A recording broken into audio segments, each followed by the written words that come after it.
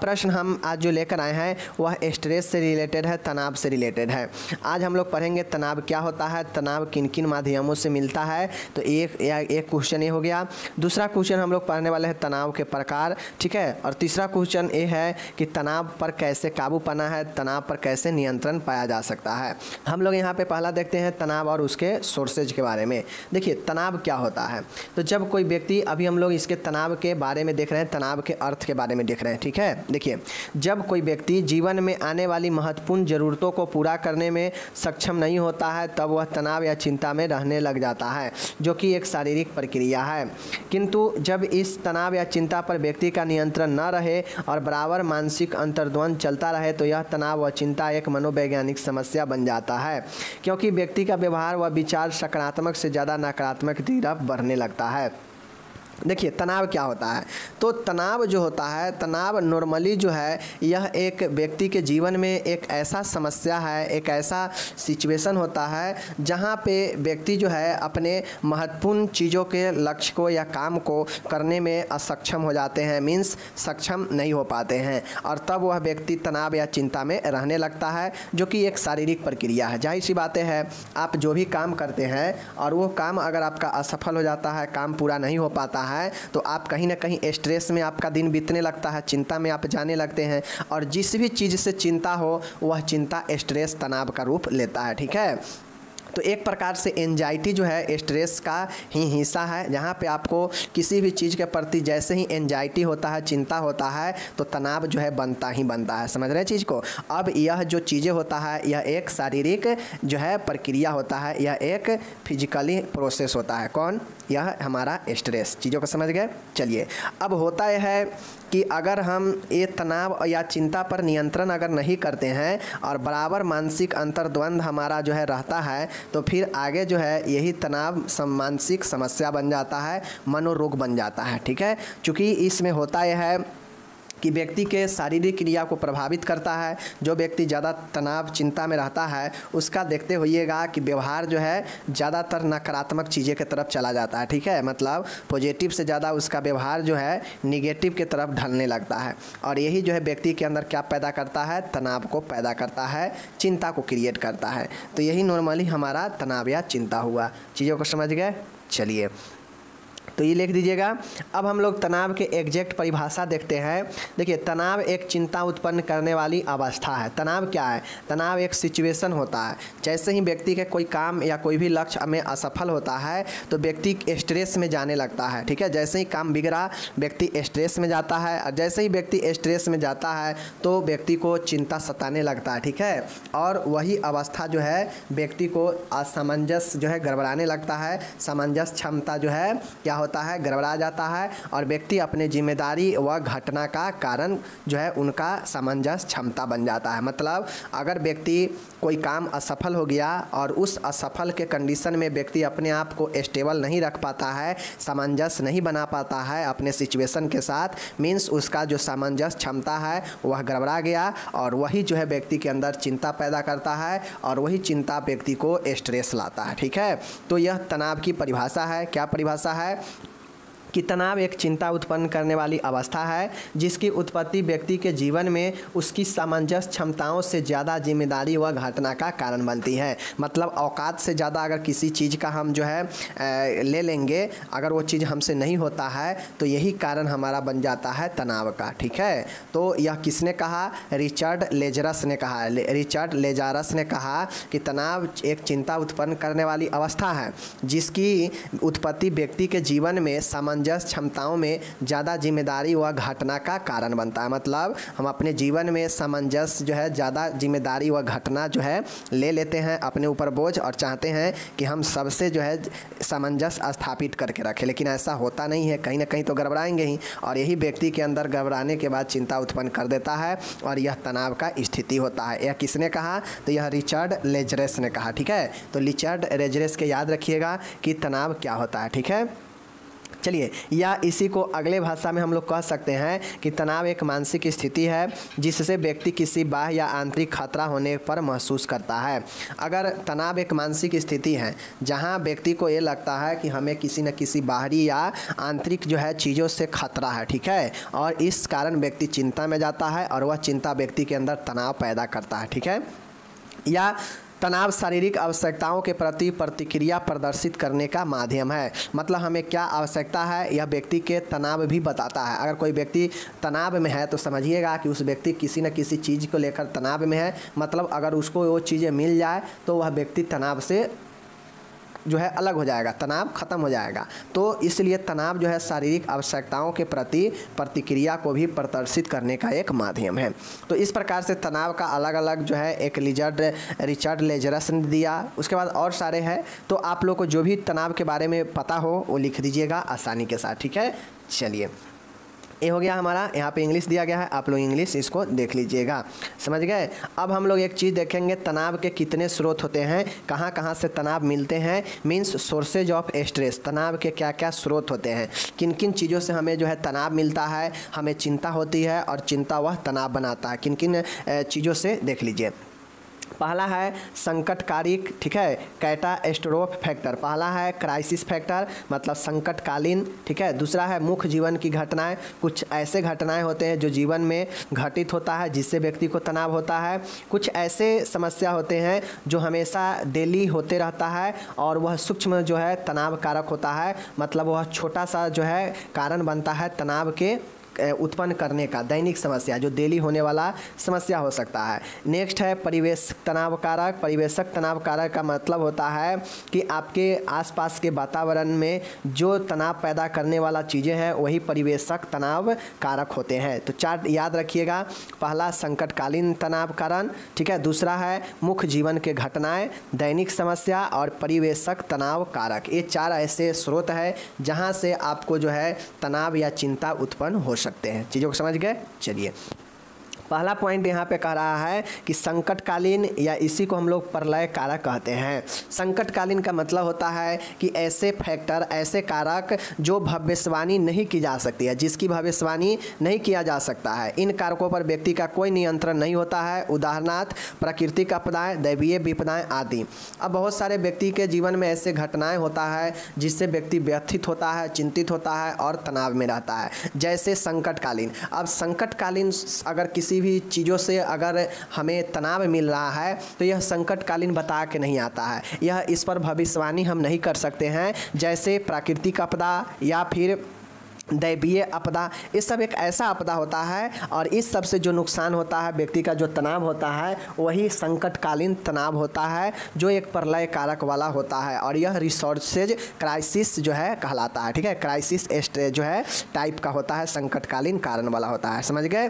तो ये जो है इसमें व्यक्ति कुछ नहीं कर सकता है, न भविष्यवाणी कर सकता है, न कुछ कर सकता है कि जो है इससे क्या होगा नहीं होगा, और यह अचानक होने वाला होता है, समझ गए चीज़ को। चलिए, दूसरा यहाँ पे देखने को मुख्य जीवन की घटनाएं, कुछ ऐसे घटनाएं होते हैं जो जीवन में घटित होते हैं और यह जो है घटनाएं या नकारात्मक भी हो सकता है और सकारात्मक दोनों टाइप का हो सकता है, जो कभी कभार जीवन में आती रहती है। ये भी तनाव पैदा कर सकता है, उदाहरणार्थ विवाह, जन्म, मरण आदि। ये मुख्य की जीवन के ऐसे ऐसे घटनाएँ होते हैं जो व्यक्ति को तनाव पैदा करता है, जैसे विवाह होना, जन्म, मृत्यु। विवाह होने से भी व्यक्ति को तनाव में आ जाता है। तो ऐसा नहीं है कि मुख्य जीवन की घटनाएं सिर्फ नकारात्मक होगा ही तो जो है तनाव होगा, पॉजिटिव होने पर भी व्यक्ति को तनाव आ सकता है जीवन के घटनाओं से। जैसे विवाह होना तो है एक पॉजिटिव बात, बट बहुत लोग इससे डरते हैं, बहुत लोग इससे तनाव में भी रहते हैं, ठीक है। दूसरी चीज़ें हैं जन्म, मरण, इस सब के सब मुख्य जीवन घटनाएं हैं, ठीक है। तीसरा यहाँ पे आप लोग देखिएगा, तीसरा चीज़ें क्या है, तीसरा है दैनिक समस्या या सूक्ष्म तनाव। दैनिक समस्या का मतलब होता है कि हमारे जीवन में बहुत सारे ऐसे समस्याएं हैं जो छोटी छोटी कार्यों को जो है अवरुद्ध करने के लिए, या छोटे छोटे कार्यों को जो है पूर्ण न होने पर, या विरोधी विचारधारा वाले व्यक्ति आपको अगर मिल जाता है कहीं पे, तो उन सब से भी जो है व्यक्ति को तनाव पैदा होता है और यह स्रोत जो है दैनिक आपके उत्पन्न करने वाले तनाव होते हैं, ठीक है। तो यह दैनिक समस्या के कारण भी आपके जो है यह तनाव हो सकते हैं, ठीक है। जैसे आप कहीं गए और कहीं आपको ऐसे व्यक्ति मिल गया जिससे आपका बात नहीं बनता है, आपका विचार उसका विचार में मेल नहीं खाता है, तो वो जो कुछ बोलेगा आपको पसंद नहीं, आप जो बोलेंगे उसको पसंद नहीं, और इसके थ्रू जो है व्यक्ति को तनाव में भी चला जाता है। ऐसे बहुत सारे दैनिक समस्या होते हैं जो आपके डेली लाइफ में घटित होते हैं और उन सब से भी जो है क्या होता है, व्यक्ति तनाव में रहते हैं। तो यह सूक्ष्म होता है या दैनिक समस्या वाला होता है, तो ये तनाव पैदा करता है। ठीक है, नेक्स्ट देखिएगा, यहाँ पे तीसरा जो है आप लोग के सामने में है दैनिक समस्या हो गया, देख लीजिए ये हो गया। अब यहाँ पे हो गया, इसमें 4 कॉन्फ्लिक्ट तनाव उत्पन्न करने वाले। अब हम लोग जानते हैं कि डेली बाय डेली जो तनाव पैदा करने वाला जो कारण हो सकता है उसमें 4 टाइप्स के होते हैं। ठीक है, 4 टाइप के चीज़ें होता है। एक होता है अप्रोच कॉन्फ्लिक्ट आप लोग अंतर्द्वंद आगे देखेंगे। एक होता है अप्रोच, एक होता है एवोइडेंस, एक होता है अप्रोच एवोइडेंस, और एक होता है मल्टीपल अप्रोच एवोइडेंस। तो ये कुल 4 प्रकार के आपके कॉन्फ्लिक्ट होते हैं जो व्यक्ति को दैनिक जीवन में तनाव उत्पन्न कर सकते हैं। कौन कौन? Approach, avoidance, approach avoidance, multiple approach avoidance. और यह चारों व्यक्ति के दैनिक जीवन में उत्पन्न करने वाले तनाव कारक होते हैं। एंड चौथा है एम्बिएंट स्ट्रेस फैक्टर, परिवेशी तनाव कारक। परिवेशी तनाव कारक के मतलब होता है कि आसपास होने वाले घटित होने वाले घटनाओं से व्यक्ति को जो प्रभाव पड़ता है और उससे व्यक्ति जो चिंता ग्रसित होता है और तनाव होता है वह परिवेश तनाव होता है। परिवेश मतलब होता है आसपास के वातावरण। तो जैसे शोरगुल होना, प्रदूषण होना, भीड़ भाड़, यातायात, ये सब हमारे आसपास होने वाला जो है घटना होता है और इससे व्यक्ति का जो है तनाव आता है, तो उसे हम लोग परिवेशिक तनाव कारक कहते हैं। मीन्स अपने आसपास के होने वाले तनाव को कारण बताते हैं। ठीक है, तो ये कुल 4 प्रकार याद रखिएगा। कौन कौन याद रखिएगा? तो दैनिक समस्या के कारण होने वाला उत्पन्न तनाव कारक। ठीक है, उसके बाद जो है हम लोग देखे हैं परिवेशक तनाव कारक। इसके बाद हम लोग एक और चीज़ देखे हैं जिससे तनाव पैदा होता है। देख लीजिए, मैं बता देता हूँ आपको, यहाँ पे मैं बता देता हूँ मुख्य जीवन की घटनाएं। ठीक है, दैनिक समस्या और संकटकालीन, ये चारों स्रोत जो है व्यक्ति के जीवन में तनाव पैदा करता है। ठीक है, चलिए ये चारों के चारों मैंने बता दिया। यहाँ पे इंग्लिश दिया गया है, आप लोग इंग्लिश वाले इंग्लिश में पढ़ लीजिएगा, PDF डिस्क्रिप्शन में मिल जाएगा। ठीक है, चलिए अब यहाँ पे देखिए, अब नेक्स्ट क्वेश्चन बनता है कि तनाव का वर्गीकरण कैसे करना है, स्ट्रेस का क्लासीफाई कैसे करना है। मेरे डियर, तनाव को अलग अलग आधारों पर वर्गीकृत किया गया है। मीन्स तनाव को अलग अलग आधारों पर बांटा गया है। मुख्यतः आपको 3 चीज़ों को ध्यान में रखना है। पहला है प्राकृतिक आधार पर, प्रकृति के आधार पर, नेचर के आधार पर यानी स्वभाव के आधार पर। दूसरा है उद्देश्य के आधार पर, बेसिस के आधार पर। और तीसरा आपका यहाँ पे है अवधि या लक्षणों के आधार पर। मात्र 3 चीज़ें याद रखना है, एक प्राकृतिक, ठीक है, एक प्रकृति के आधार पर, एक उद्देश्य के आधार पर। ठीक है, चलिए यहाँ पे देखिए प्रकृति के आधार पर। प्रकृति के आधार पर तनाव मात्र 2 प्रकार के होता है। पहला तनाव होगा हमारा, प्रकृति कैसा है, पॉजिटिव प्रकृति। सकारात्मक तनाव द्वारा व्यक्ति को अपने जीवन में कुछ प्राप्त करने का अवसर प्राप्त होता है, क्योंकि यह तनाव प्रेरक के रूप में व्यक्ति को उच्चतम प्रदर्शन करने हेतु प्रेरित करता है। यह स्वास्थ्य के लिए लाभप्रद होता है।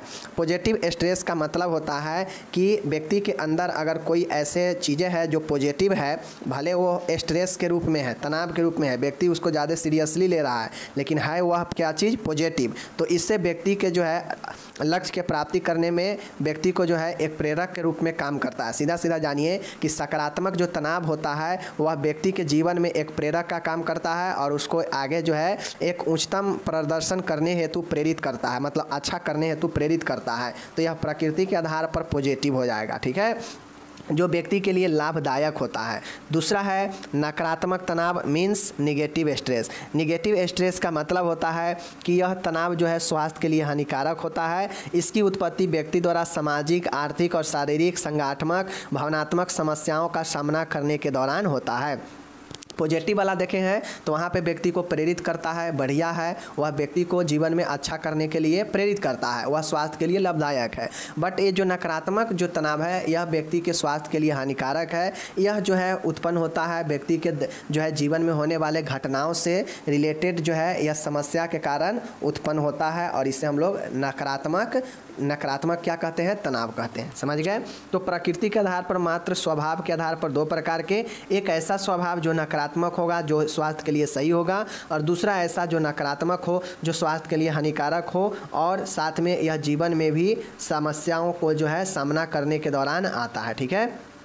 दूसरा है उद्देश्य के आधार पर, गोल के आधार पर। अब उद्देश्य कैसा होगा देख लीजिए। पहला है आनंद प्रदान करने वाला तनाव। आनंद प्रदान करने वाला तनाव का मतलब होता है वैसा तनाव जो व्यक्ति को सकारात्मक जो है काम करता हो, प्रेरक के रूप में काम करता हो और बेहतर कार्य करने के लिए प्रेरित करता हो, जिससे व्यक्ति के जीवन में आनंद की प्राप्ति होता हो और व्यक्ति को जो है कार्य करने के लिए प्रेरणा प्रदान करता हो, साथ में परिस्थितियों के साथ अनुकूल रहने में सहायता प्रदान करता है। तो आनंद कब आता है, जब हमारा काम सब हमारे फेवर में होगा, हमारे अनुकूल होगा, हम बेहतरीन काम करेंगे, तब न जाके हमको आनंद मिलेगा उस काम में। तो यही कहता है लक्ष्य के आधार पर, उद्देश्य के आधार पर कि आनंद प्रदान करने वाला तनाव वैसा तनाव जो व्यक्ति को आनंद प्रदान करे, सुखमय जो है प्राप्त करवाए, ठीक है, प्रेरित करे व्यक्ति को बेहतर काम करने के लिए। तो इस सब के सब जो है व्यक्ति को प्लेजर देता है, हैप्पीनेस वाला स्ट्रेस होता है। ठीक है।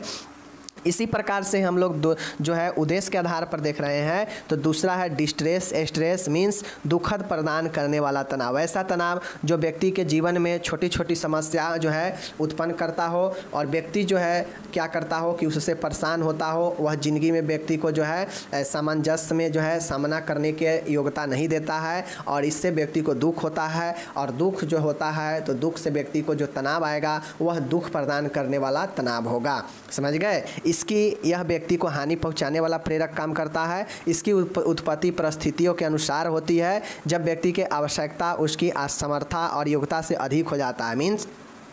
मीन्स कमाने का है 2 रुपया और खर्चा कर रहे हैं 4 रुपया, मतलब औकात से ज़्यादा मेरा आवश्यकता हो गया, तो यह कहीं ना कहीं हमारा तनाव पैदा ही करेगा और इस प्रकार से व्यक्ति के कार्य करने की क्षमता ह्रास होता है, जिससे व्यक्ति जो है दुख महसूस करता है और तनाव में रहता है। तो यह दुख प्रदान करने वाला तनाव हो गया, उद्देश्य के आधार पर हुआ। ठीक है। तीसरा है अवधि या लक्षणों के आधार पर। अवधि या लक्षणों के आधार पर का मतलब होता है कि इसमें कितने देर का कौन कौन से अवधि का लक्षण होता है। तो एक्यूट मतलब न्यून अवधि तीव्र तनाव। एक्यूट स्ट्रेस का मतलब होता है कि वैसा तनाव जो व्यक्ति के अंदर अचानक से और थोड़ा देर के लिए रहने वाला होता है। जैसे इससे होगा ये कि सिर दर्द होगा, पेट में गड़बड़ी आएगा, चक्कर आएगा, उच्च रक्तचाप बढ़ जाएगा। तो यह तनाव व्यक्ति के जो है शारीरिक लक्षण भी बताता है कि जैसे अगर किसी को एक्यूट स्ट्रेस है तो उसमें सिर दर्द, आमाशय, पेट में गड़बड़ी, चक्कर आना, उच्च रक्तचाप होना, यह लक्षण दिखाता है। ठीक है। और अवधि की बात करेगा तो यह निम्न अवधि वाला तनाव होता है। ठीक है। तो अवधि और लक्षण साथ में देखते चल रहे हैं। दूसरा है देख लीजिए फोर्टिट्यूटस स्ट्रेस। फोर्टिट्यूटस स्ट्रेस संयोगिक तनाव। संयोगिक तनाव का मतलब होता है कि यह अधिकांशतः उन लोगों में देखे जाते हैं जो अकारण या अवास्तविक मांगों का निर्माण कर उन्हें पूरा करने हेतु अपने जीवन में अत्यधिक तनाव पैदा कर लेते हैं। ठीक है। इस प्रकार के व्यक्ति अधिकांशतः प्रतिस्पर्धी, उत्तेजक, विरोधी होते हैं। इसके लक्षण दीर्घ अवधीय अवसाद, चिंता विकार, भावनात्मक तनाव, लघु शारीरिक विकार, हृदय विकार आदि होते हैं। संयोगिक तनाव का मतलब होता है कि जैसे व्यक्ति औकात नहीं है लेकिन काम ठान लिए है कि हम इस काम को पूरा कर लेंगे, लेकिन हम जानते हैं कि मेरा औकात ये काम करने के लायक नहीं है, फिर भी हम वो जो है अपने औकात से ज़्यादा उस काम को हम रिस्क ले लिए हैं कि नहीं हम करके दे देंगे। लेकिन जब वो काम नहीं होगा, चूँकि हमारा जो औकात है कम का है, लेकिन हम वो रिस्क ले लिए हैं, लेकिन वो रिस्क लेने के बाद भी काम नहीं हुआ। अब वह काम नहीं हुआ तो उससे व्यक्ति के अंदर जो है क्या होता है, जो तनाव का निर्माण होता है वह एक संयोगिक तनाव होता है। संयोगिक मतलब संयोजित, पहले से हम ऐसा ही कुछ ऐसा स्टेप उठा रहे हैं जो हमारे क्या होता है, संयोग बनता है तनाव होने का। समझ रहे चीज़ को। चलिए, जिससे होता है कि व्यक्ति में चिंता विकार उत्पन्न होता है, गहरा डिप्रेशन में व्यक्ति जाता है और साथ में हृदय का प्रॉब्लम होता है, शारीरिक समस्या आता है, इमोशनल स्ट्रेस होता है। तो इस प्रकार से व्यक्ति का जो है यह तनाव संयोगिक तनाव कहलाता है, जो व्यक्ति अपने जीवन में अपने ज़रूरतों से ज़्यादा जो है क्या करता है,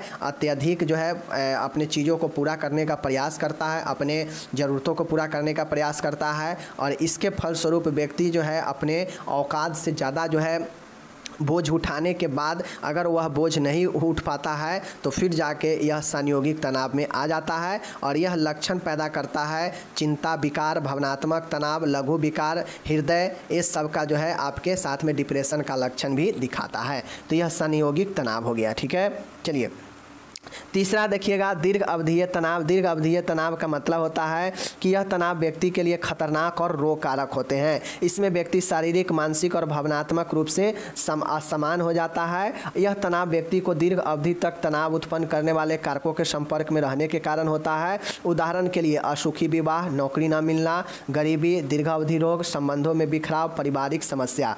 अब होता यह है कि दीर्घ अवधि का तनाव ऐसा तनाव होता है जो व्यक्ति के पास लंबे समय तक बना रहता है और यह व्यक्ति को जो है कहीं ना कहीं बहुत खतरनाक और जो है यह डेंजरस होता है, जिससे व्यक्ति के जीवन में बहुत सारे कठिनाइयां आता है, जैसे असुखी विवाह, नौकरी न मिलना, गरीबी, दीर्घावधि रोग के कारण हो सकता है, संबंधों में बिखराव भी इन सब का कारण हो सकता है। और व्यक्ति अगर अत्यधिक दीर्घ अवधि के तनाव में रहता है तो व्यक्ति मनोरोग से ग्रसित हो जाता है। तो इस प्रकार से अवधि या लक्षण के आधार पर मैंने 3 प्रकार से देखा, एक्यूट वाला, ठीक है, फोर्टिवस वाला और अब देख रहे हैं क्रॉनिक वाला। ठीक है, तीनों देख लिए। चलिए, तो अगर आपसे तनाव के वर्गीकरण पूछे तो लिखिएगा तनाव को 3 तरह से वर्गीकृत किया गया है।